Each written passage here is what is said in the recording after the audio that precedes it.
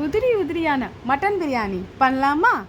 பார்க்கவே ரொம்ப டெம்ப்டிங்காக இருக்குது. கண்டிப்பாக சூப்பராக இருக்கும். நான் சொல்கிற மாதிரி ட்ரை பண்ணி பாருங்கள். அண்ட் ½ அன் ஹவரில் ஈஸியான mutton biryani plus beef pepper ஃப்ரையுமே பண்ணிடலாம். ரொம்ப சிம்பிள். அதுக்கு ஒரு குக்கரில் மட்டனை நல்லா க்ளீன் பண்ணி வாஷ் பண்ண மட்டன் அதில் ஆட் பண்ணிக்கோங்க. ஸோ இதில் நம்ம என்னென்ன ஆட் பண்ண போகிறோம் பார்த்திங்கன்னா, 2 பச்சை மிளகா, ஒரு குட்டி வெங்காயம், அதில் இஞ்சி பூண்டு பேஸ்ட் கொஞ்சம் ஆட் பண்ணிக்கோங்க. இதோடு நம்ம பார்த்திங்கன்னா மஞ்சத்தூள் ஆட் பண்ண போகிறோம். அதுக்கப்புறம் பார்த்திங்கன்னா காரம் வெறும் மிளகாத்தூள்னு சொல்லுவாங்களே, காஷ்மீரி மிளகாய்த்தூள், அதை 2 டீஸ்பூன் ஆட் பண்ணிக்க போகிறோம். அவ்வளோதாங்க. இதை நம்ம ஒரு 4 to 5 விசில்ஸ் கொஞ்சமாக தண்ணி ஊற்றி ப்ரெஷர் குக் பண்ணி எடுத்துடலாம். இப்போ பிரியாணிக்கான ப்ரிப்பரேஷன்: 6 பெரிய வெங்காயம், 6 தக்காளி, 6 பச்சை மிளகா. இது தாங்க நம்ம 1 கிலோ கிட்ட பண்ண போகிறோம். அதுக்கான ப்ரிப்பரேஷன் தான் இதெல்லாம். இப்போ நம்ம பிரியாணிக்கு போகிற ஸ்பைசஸ்லாம் எடுத்துக்கலாம். ஒரு பிரியாணி பாத்திரத்தில் ஒரு 150 கிராம்ஸ் ஆஃப் ஆயில் நம்ம எடுத்துக்கலாம்.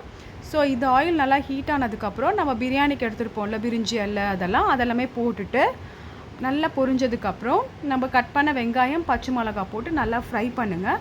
நம்ம ஆயிலே நம்ம சால்ட் ஆட் பண்ணிக்கலாம். ஆல்ரெடி நம்ம மட்டன்லையுமே கொஞ்சம் ஆட் பண்ணியிருக்கோம். ஸோ பார்த்து ஆட் பண்ணிக்கோங்க. புதினா கொத்தமல்லி ஒரு கை எடுத்து நல்லா வாஷ் பண்ணி குட்டி குட்டியாக சாப் பண்ணி இதில் ஆட் பண்ணிவிட்டு நம்ம நல்லா ஃப்ரை பண்ணோங்க. லைக் நம்மளோட வெங்காயம் பார்த்திங்கன்னா நல்லா ஒரு பிளாக் மாதிரி ஆகிற வரைக்கும் பண்ணிவிட்டு இந்த ஆயிலே நம்ம காஷ்மீரி மிளகாய்த்தூள் 2 டீஸ்பூன் போட்டுட்டு நல்லா மிக்ஸ் பண்ணுங்கள்.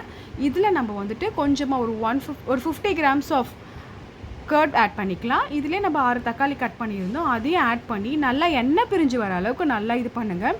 இப்போ இதோடு நம்ம என்ன பண்ண போகிறோன்னா, நம்ம ஆல்ரெடி வேக வச்சுருந்தோம்ல மட்டன், அது பார்த்திங்கன்னா நல்லா ஜூஸியாக வெந்துருச்சு. அதையும் இதில் ஆட் பண்ணி நல்லா மிக்ஸ் பண்ணிக்கலாம்.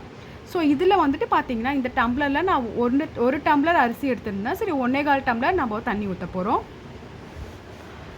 அரிசியும் தண்ணியும் நல்லா மிக்ஸ் பண்ணி இந்த மாதிரி கொதிக்கும் போது நம்ம இதை தம் வச்சிடலாங்க.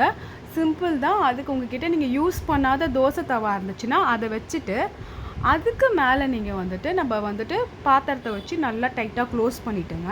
ஹையில் 5 மினிட்ஸ், ஸ்லோவில் 15 மினிட்ஸுங்க. அவ்வளோவே தான். யம்மியான நம்மளுக்கு மட்டன் பிரியாணி உதிரி உதிரியாக ரெடி ஆயிடுச்சு. பார்க்கவே எச்சு ஊறுதுங்க.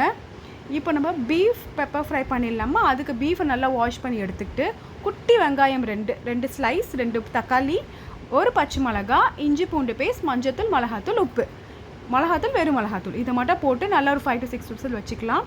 இப்போ ஒரு பாத்திரத்தில் எண்ணெய் ஊற்றி பிரியாணிக்கு போட்ட ஸ்பைசஸ்லாம் போட்டு சோம்பையும் ஆட் பண்ணிவிட்டு ஒரு குட்டி வெங்காயம், ஒரு பச்சை மிளகா போட்டு நல்லா ஃப்ரை பண்ணுங்கள். அதுக்கப்புறம் ஒரு குட்டி தக்காளி போடலாம். அதோடு நம்ம கசகசா, கொப்பரை தேங்காய் இதை அரைச்சி அந்த பேஸ்ட்டாக இருக்கும்ல, அதையும் நம்ம இதில் ஆட் பண்ணிவிட்டு நல்லா எண்ணெய் பிரிஞ்சு வந்ததுக்கப்புறம் நம்ம ப்ரெஷர் குக் பண்ணி வச்சுருந்த பீஃபையும் இதில் ஆட் பண்ணிக்கலாம். சீக்ரெட் மசாலாவே இதில் கசகசா சீக்ரெட் மசாலா என்னென்னு பார்த்தீங்கன்னா, கசகசா, கொப்பரை தேங்காய் அதை நல்லா அரைச்சி அந்த பேஸ்ட்டை ஆட் பண்ணிவிட்டு எண்ணெய் பிரிஞ்சு வந்தோடனே காரத்துக்கு ஏற்ற மாதிரி கொஞ்சமாக வெறும் மிளகாத்தூள் போட்டுட்டு நம்ம குக் பண்ணி வச்சுருக்க பீஃபையும் போட்டுட்டு நல்லா மிக்ஸ் பண்ணுங்கள். நல்லா வெந்து தண்ணியெல்லாம் சுண்டி வெந்து வந்ததுக்கப்புறம் லாஸ்ட்டாக பெப்பர், நம்ம கொத்தமல்லி அதெல்லாம் போட்டுட்டு நல்லா ரோஸ்ட் பண்ணி எடுத்திங்கன்னா பீஃப் பெப்பர் ரோஸ்ட் ரெடி ஆயிடுச்சு. இதுதாங்க லஞ்ச் பிளேட். உங்களுக்கு பிடிச்சிருக்கான்னு கமெண்ட் பண்ணுங்கள். வேறொரு வீடியோவில் பார்க்கலாம். பாய்.